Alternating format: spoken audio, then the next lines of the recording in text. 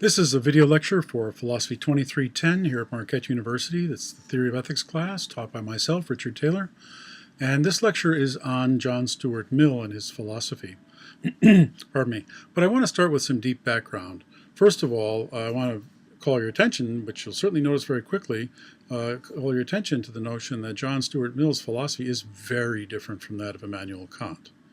Remember, for Immanuel Kant, whom we just finished studying, for Immanuel Kant, the moral value of any action lies in the intention with which the action is done, not the outcome. As a consequence, then, but wait, that's not his thinking at all. Not as a consequence. That is, he's not a consequentialist. So, in the phraseology, as a consequence, I mean as a consequence of his philosophy, then, everything is focused on the internal to a human being. In contrast to that, though, we're going to find with John Stuart Mill that, in fact, the moral value of any action lies not primarily in the intention with which the action is done, although that's valuable and good, but mainly with the consequences. The English phrase, the proof is in the pudding, is used to indicate that, in fact, the outcome is what's most important. So in any action we do, the proof of the rightness of the action is the outcome. So the proof is in the pudding means that, is that a good pudding recipe? Well, then we'll find out, because the outcome of the pudding recipe is the pudding itself. And if the pudding is good, then whatever we put into it must have been good. This is consequentialism, and this is the moral approach that John Stuart Mill takes. This is what's really involved in utilitarianism, which aims at the greatest good for the greatest number. But I want to go into some deep background here, and first of all, to consider Plato's Republic, Book 2. And you don't need to have read Plato, I'll tell you the story. So in Plato's dialogue, one of the characters brings up the story of Gyges the Lydian. And Gyges was a shepherd who worked with sheep in the fields, and one day there was a rumbling earthquake. Earthquakes are fairly common in the area of Turkey and Greece these days. And so there was a rumbling and an earthquake, and the earth opened up. And what opened up before Gyges, the sheep had run off, I suppose, but what opened up before Gyges was a cave, and in the cave he could see treasures, chests full of gold and coins and things, and he saw a statue with a man on a horse, and the man is pointing his arm forward, and on the man's hand was a ring. And Gyges was just astounded by this, but he was alone, and so there was nobody to tell it to. So he jumped in and he started filling his pockets with things, but then he heard another rumble as if maybe the cave would close. So he grabbed the ring off the hand of the statue and put it on his own hand and jumped out just in time because it all closed up. Gyges then went back to where the sheep herders would agree to meet at night, and they're around a campfire, and he ran back, and they kept talking as if he were not there, because he couldn't talk because he was out of breath. But he was standing there among them, and it was as if he was not there. They were talking about him. And finally he somehow did something with the ring, and he appeared among them. Now, you know, if you're at a campfire and someone comes from outside the campfire, they're coming out of the dark, and you don't see them until they're in the light. And so he seemed just to pop up among them. And they asked him where he was and that sort of thing. Well, he's still a bit out of breath, but he soon realized that if he would rotate the ring 180 degrees, he would become invisible. And then if he would rotate it again, he would become visible. Now, Plato, in the context, goes on to say that Gyges realized the power that this gave him. He could steal anything he wanted. He could kill anyone he wanted to.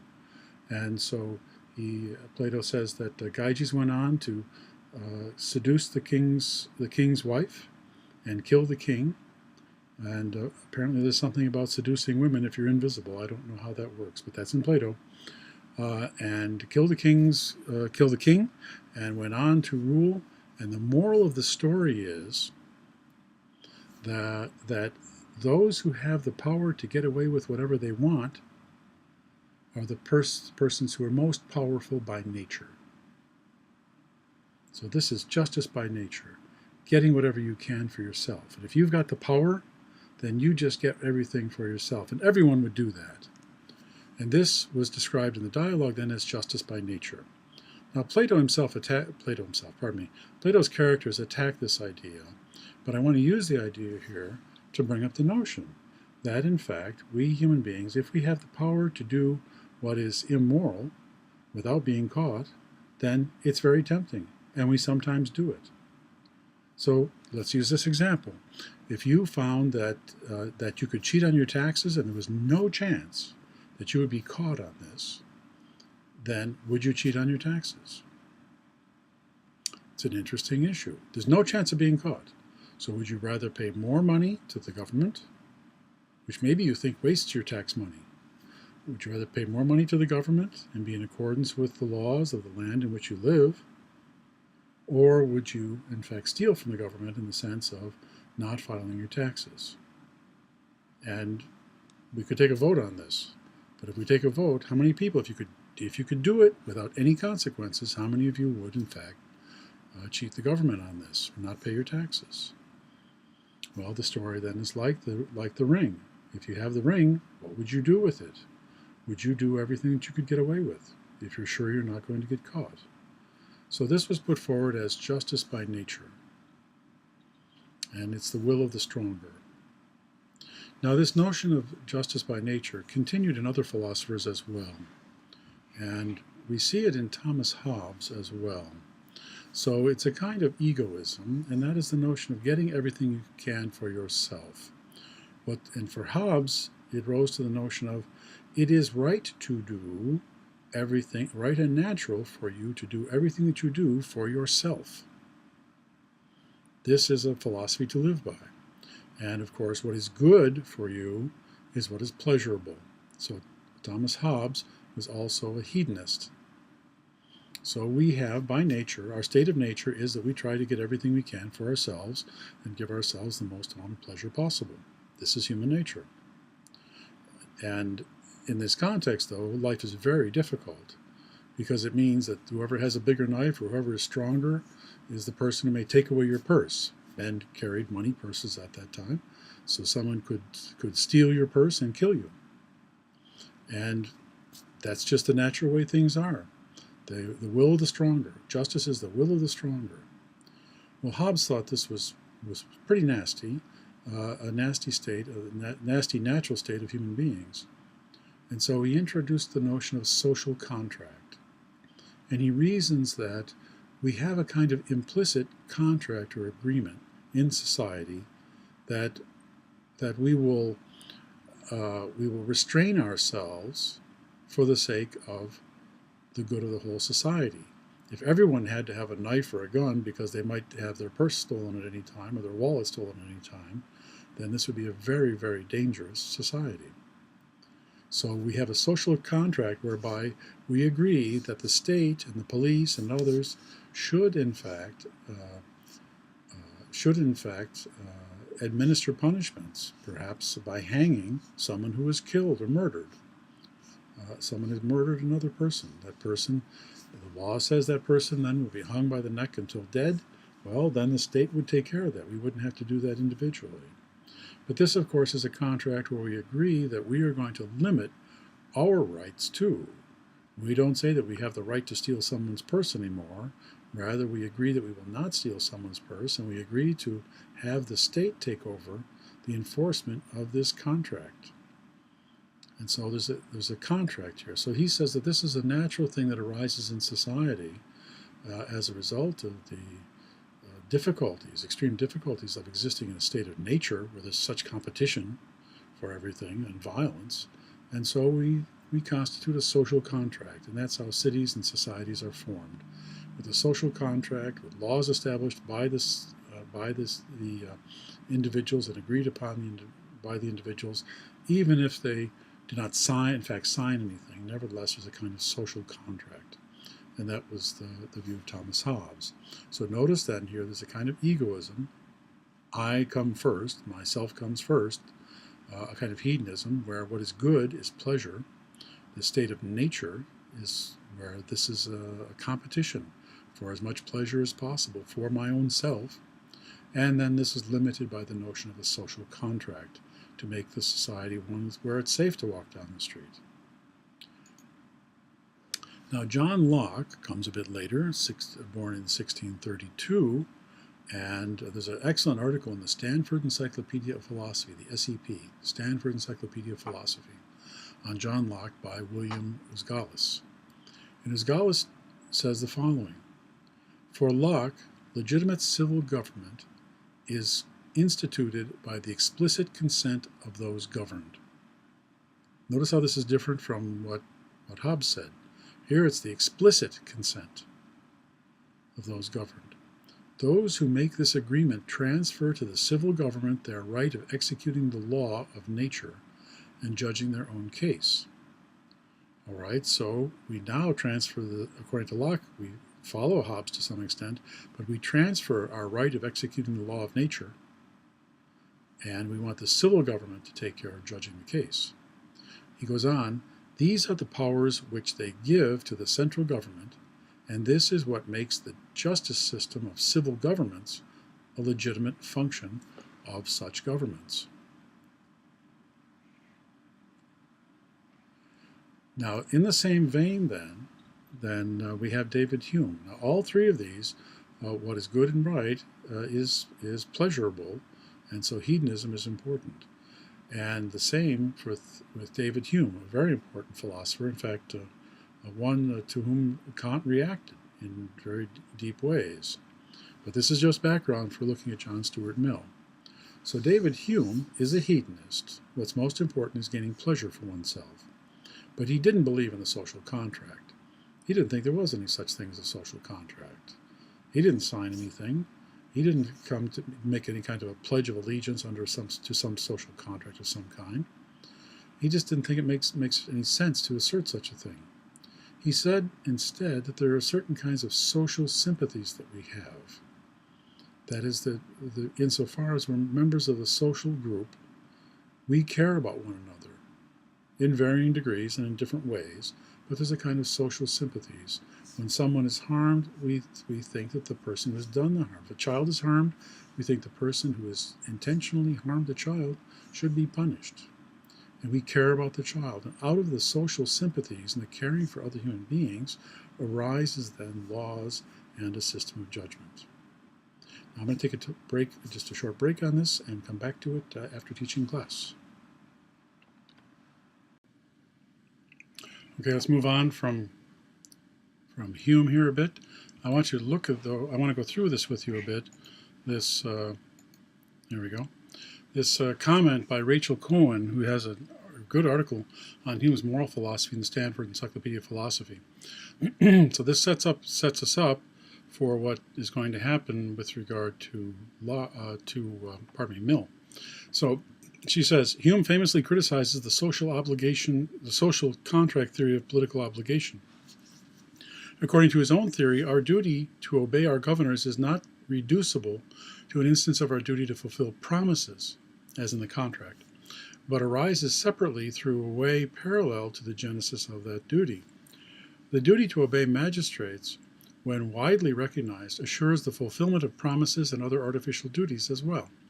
So in a way, fulfillment of promissory duty depends on fulfillment of the duty of allegiance, and not vice versa. She continues, furthermore, Hume thinks it impossible that anyone should have made even a tacit, quiet, implicit promise to obey the government, given that citizens do not think that they did any such thing, but rather they think that they are born to obey it. Even tacit contract requires that the will be engaged, and we have no memory of this, nor do governments refrain from punishing disloyal citizens who have given no tacit promise. So the purpose of this is to insist that according to Hume, this idea of social contract doesn't make sense. Rather, we do it out of social sympathies, caring about other people. That's why we engage in rules and moral behavior. So he's rejecting what we saw in Locke. Now, a little more background.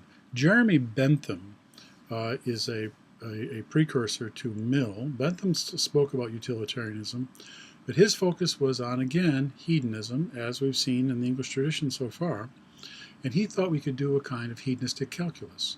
Now, hedonism is the notion that good is pleasure, and Bentham put forward the idea that we could do a kind of numbering, or giving a calculus to, giving a number count to, of a number value to, of various actions. And then we would add up the number of actions that we had, the number of pleasure points we might get from an action, and then decide to do what would maximize our pleasure points. And he rejected the idea of a social contract. As we'll see, however, this conception of a hedonistic calculus where everything we do has pleasure points associated with it, of varying levels, that sort of thing, actually doesn't make sense and does not correspond to what we actually do in psychological decisions. As we'll see, Mill rejects this as well, too. I mean, we are complex psychological entities, and I mean, how do you compare the pleasure of a loved one to pizzas?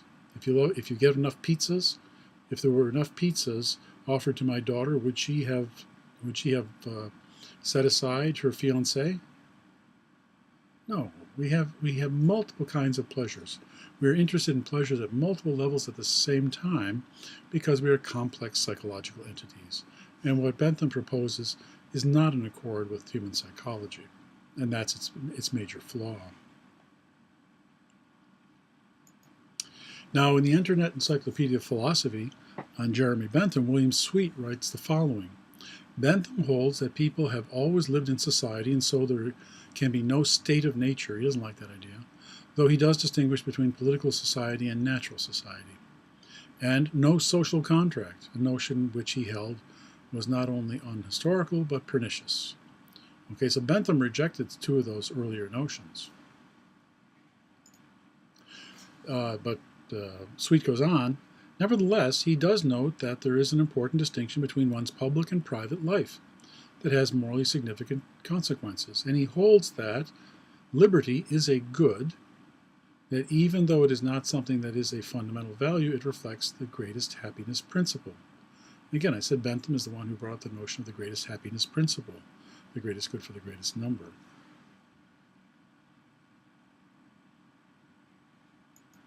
So a little more background. James Mill incorporated principles of utilitarianism taken from Bentham into the education of his son, John Stuart Mill. And for John Stuart Mill, utilitarianism is the key to his philosophy. Utilitarianism is the notion of the greatest good for the greatest number, where good is defined as pleasure. So what we want to do in society, what is morally right to do, is to maximize the amount of pleasure that human beings can have. That is, we want what is good for the majority of human beings, as many as possible. And that good means pleasure. Now, Fred Wilson has an interesting comment on Mill, again in the Stanford Encyclopedia of Philosophy, something I recommend very highly. He says, for Mill, government is not a matter of natural rights or social contract, as in many forms of liberalism. Forms of government are rather to be judged according to utility in the largest sense, grounded on the permanent interest of man as a progressive being. Now, grounded on utility, so utility is utilitarianism, and utility seeks to achieve the greatest good for the greatest number. Wilson goes on, by this he means that forms of government are to be evaluated in terms of their capacity to enable each person to exercise and develop his or her own way their capacities for higher forms of human happiness. Again, we have multiple forms of higher human happiness. Such development will be an end or goal for each human individual, but also as a means for society as a whole to develop and to make life better for all. Now, that's the beginning of what we're going to do with regard to Mill. Now I want to look at Mill himself. And the work we're reading is Mill's Utilitarianism. Now, let me go back to utilitarianism just for a moment. So what we have in the work Utilitarianism in your book is a compilation from a magazine. And magazine chapters of this work Utilitarianism came out in the magazine. and then were put together as a book for Mill. So Mill is dealing with the dealing with the social issues of the day and writing on them in this magazine. The question is this, though: for whom is the magazine being written? Well, the magazine is not directed toward the poor people who can't read and work in factories and have all kinds of abusive conditions under which they work. Rather, the work Utilitarianism is written for the wealthy. And it's a plea to the wealthy to allow there to be participation in what's good by all the people, and not just those who have a great deal of money. This is at a time of a great abuse in the 19th century, great abuse under the Industrial Revolution. And so Mill wrote this treatise to the wealthy, asking them that they share, and giving them grounds for sharing the good with others who are not at their level of wealth. Now, this took place, the context of this is 19th century England. And this is, of course, the time of the Industrial Revolution, and quite a number of social movements came out of this. Certainly, socialism came out of this, and socialized medicine, that sort of thing, came out of this period, when the abuse of the workers was thought to be just too horrendous, and people thought that the workers should be allowed to participate in the value of the production. Now, what other major social movement came out of 19th century England? I'll give you a moment to think. So, a major social movement, a very important treatise was written, and this was a time, if you want to get a sense of what was 19th century England was like, you should read Dickens. And of course, many of you have probably seen versions of the Christmas Carol on television around the Christmas holidays. And so you have a sense of how bad it was at that time. So what was that other major social movement that came out of 19th century England? Karl Marx wrote the Communist Manifesto in England. So the other major social movement that came out of 19th century England was communism. And that's the context of this work. So let's go into the first chapter of this work on utilitarianism. So, general remarks, he calls it. Why, when philosophy has for so many centuries sought to find the foundation of morality, has it been so unsuccessful in finding a commonly accepted understanding of the foundation of moral good? We've worked at this so long, why do we make such little progress in figuring out what the foundation is of the moral good? So that's the question at issue. So Mill is going to propose another way to approach the whole issue.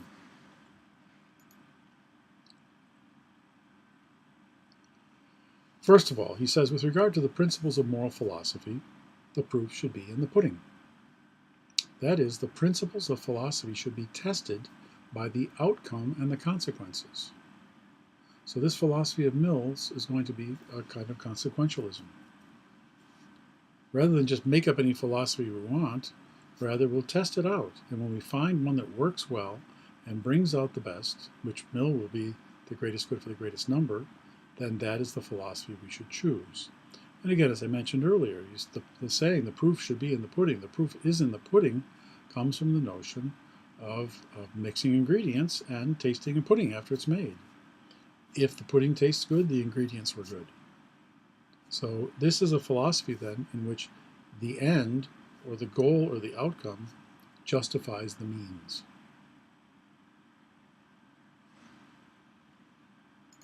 So he goes on. All action is for the sake of some end, and rules of action, it seems natural to suppose, must take their whole character and color from the end to which they are subservient. Okay, so all the actions are what they are in relation to the end or goal to be achieved. So he's hinting here then, if the goal is good, and the goal is achieved as a good, then the actions that were put into it are good as well. The end justifies the means.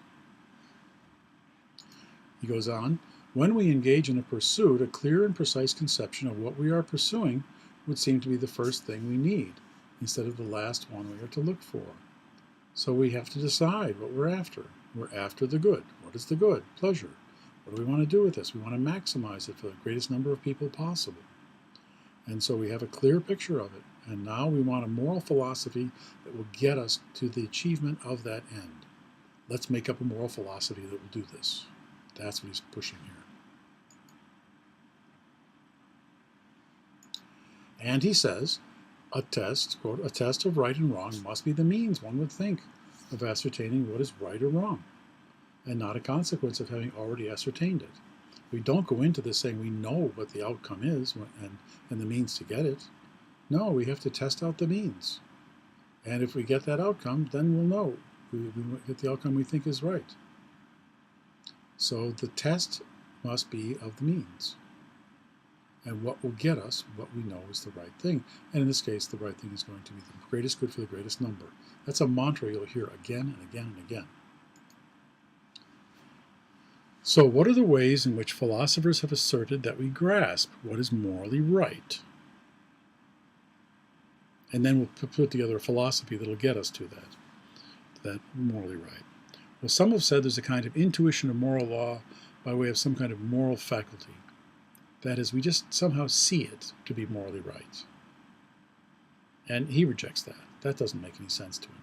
Because people have all kinds of intuitions, and there's no justification for this particular way of looking at things. There are multiple ways that we can look at things, and multiple ways the so-called moral faculty would lead us toward what's morally right for moral law. So he rejects intuition. How about induction of the moral law from the experience of particulars?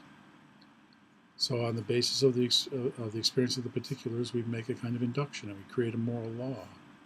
Well, that may work, but it depends on the selection of particulars from experience as well. And that doesn't seem so reliable. It doesn't give us a universal law. What about insight into the a priori moral law? Here he's got Kant in mind. What about that? Is that a possibility, a kind of insight that is responsible for morality?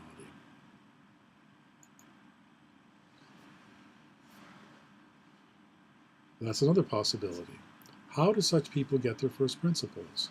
Well, he says, they either assume the ordinary precepts of morals as a priori authority. He's talking about Kant here. Either assumes that it has an a priori authority, or they lay down as the common groundwork of those maxims some generally much less obvious alternative than the maxims themselves, and which has never succeeded in gaining popular acceptance. So they lay out the categorical imperative and other things as foundations for this, and people don't commonly accept this, says Mill. He says, then, we really should be starting from the actual feelings of human beings, and this is what utilitarianism is about. He says, then, the principle of utility, or as Bentham latterly called it, the greatest happiness principle, has had a large share in forming the moral doctrines even of those who most scornfully reject its authority. Nor is there any school of thought which refuses to admit that the influence of actions on happiness is the most material and even predominant consideration in many of the details of morals, however unwilling to acknowledge it as the fundamental principle of morality and the source of moral obligation. In other words, consequences count, and the happiness of consequences count.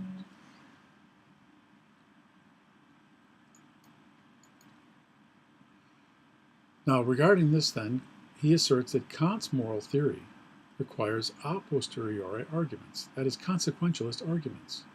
And he misreads, notice what I'm saying, he misreads Kant.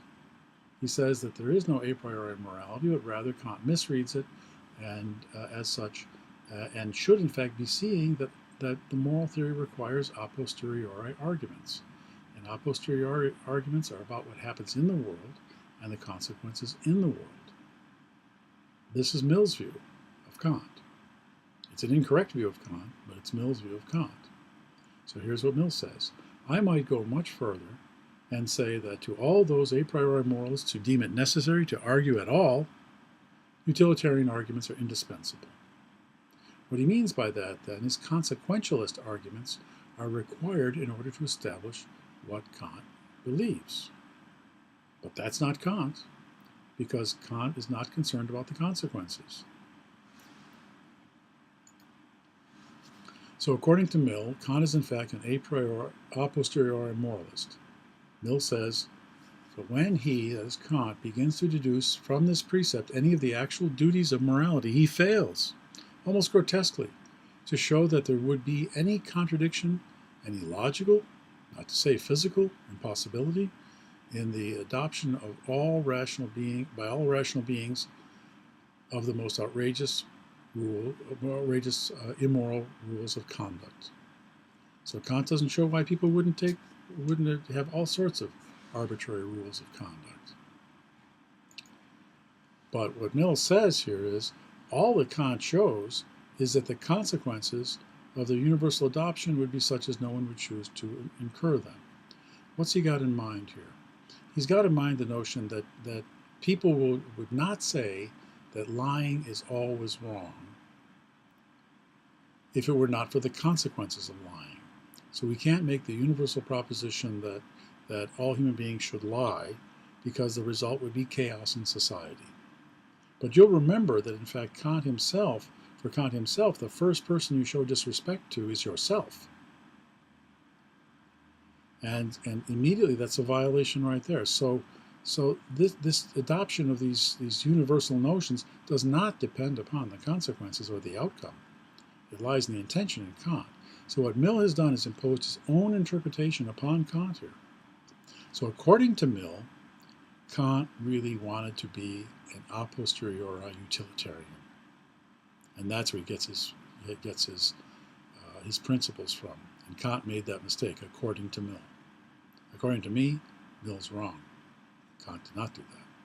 But I'll let you figure that out for yourself.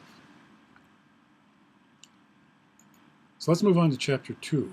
Chapter 2, what utilitarianism is. This is going to be fairly simple, but I want to be very clear about what's going on here. And he's very clear about the definitions that he gives to things.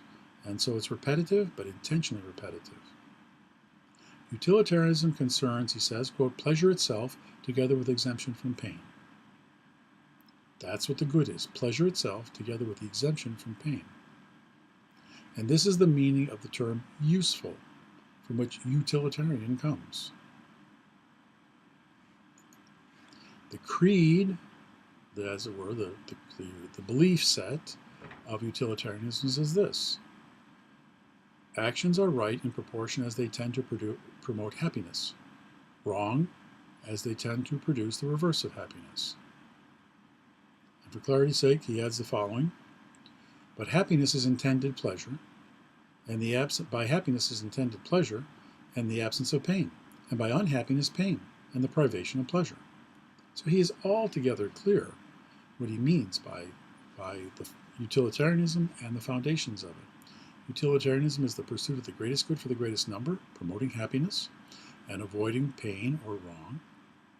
And that happiness is defined as pleasure, and wrong is defined as pain. This then is consequentialism, according to Mill's account here then. This doctrine holds that the rightness or wrongness of actions is to be determined by a consideration of the consequences or outcomes of the action. As I said already, in this philosophy, the end does justify the means. And just to be absolutely clear, he goes on to say the theory of life on which this theory of morality is grounded is hedonism. And here's the definition of hedonism: pleasure and freedom from pain are the only things desirable as ends. And that all desirable things, which are as numerous as utilitarian for any other scheme, are desirable either for the pleasure inherent in themselves or as a means to the promotion of pleasure and the prevention of pain. That's it. Hedonism literally would be pleasureism. And this is what this is what Mill's philosophy is built on. It's a very clear statement of hedonism, and that's the theory of morality that grounds us. This is the theory of life part, grounding the theory of morality. Mill's no fool, however. There are higher and lower pleasures. This is not a hedonistic calculus as in Bentham. Human psychology is really much more radical than that. When I go home tonight, when I go home, I want to have the pleasures of meeting my dog at the door, who's happy to see me. I want the pleasures of having dinner with my wife. I want the pleasures of talking with my son about his day. And I want the pleasures of relaxing a bit and maybe watching television. I want the pleasures of doing some philosophy and discussing things with people. I want all these pleasures because I'm a complex psychological entity. And human beings have all of this. And he wants to insist that there are higher and lower pleasures. The lower pleasures are the ones of the body. The higher pleasures are pleasures of the mind. And they're more long-lasting. They're not dependent upon bodily things in the same way. So he says, human beings have faculties more elevated than the animal appetites, and when once made conscious of them, do not regard anything as happiness which does not include their gratification. So your intellectual fulfillment is part of your gratification, fulfillment and happiness. And you're not content with just eating pizza all the time and drinking beer. That's a lower pleasure. But there are higher pleasures of really understanding your work and what you're doing, why you're doing it, getting your career and succeeding in that, maybe helping other people, etc. This is a higher pleasure. Poetry is a higher pleasure. Listening to music can be a higher pleasure than a pizza. He goes on to say then, there is no known Epicurean theory of life which does not assign to the pleasures of the intellect, of the feelings and imagination, and of the moral sentiments a much higher value as pleasures than to those of mere sensation. So pleasures of intellect and mind, pleasures of feelings with regard to caring about other people and our imagination, and moral sentiments, and doing what's morally right, and feeling the result of that. These are much more important than eating a pizza. We don't say all I want to do is eat pizza. You want fulfillment in all of these areas. And that's the complexity of human psychology. And Mill recognizes that and rejects the kind of account that Bentham has. He goes on to say then, it's quite compatible with the principle of utility to recognize the fact that some kinds of pleasures are more desirable and more valuable than others. It would be absurd that while in estimating all other things, quality is considered as well as quantity, the estimation of pleasure should depend upon quantity alone. No, quality is very important. We have qualitatively different wants, needs, and desires in the fulfillment of ourselves. That is, we have qualitatively different kinds of pleasures. And you can't substitute it. For the pleasure of love, how many pizzas can you substitute for that? No, you can't. This hedonistic calculus of Bentham doesn't make any sense. And Mill rejects it completely. And this evidences itself in one of its most famous statements, and it's this: it is better to be a human being dissatisfied than a pig satisfied, because of the higher level of existence that a human being has. Our functioning is so much higher than that of a pig that it's much more fulfilling, much more pleasurable. He goes on, better to be Socrates dissatisfied than a fool satisfied. Because Socrates understands the complexity of moral matters and understands them all at a much higher level and wants to figure out what the truth is, whereas some foolish person will accept something at a much lower level and not care about it. And then he adds, if the fool or the pig are of a different opinion, it is because they only know their own side of the question. The other party to the comparison knows both sides.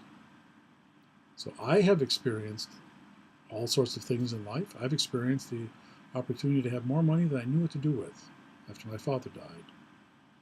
And I didn't choose the life of money. I chose the life of doing philosophy and being a teacher. Well, we're not controlled by these other things then. That is, the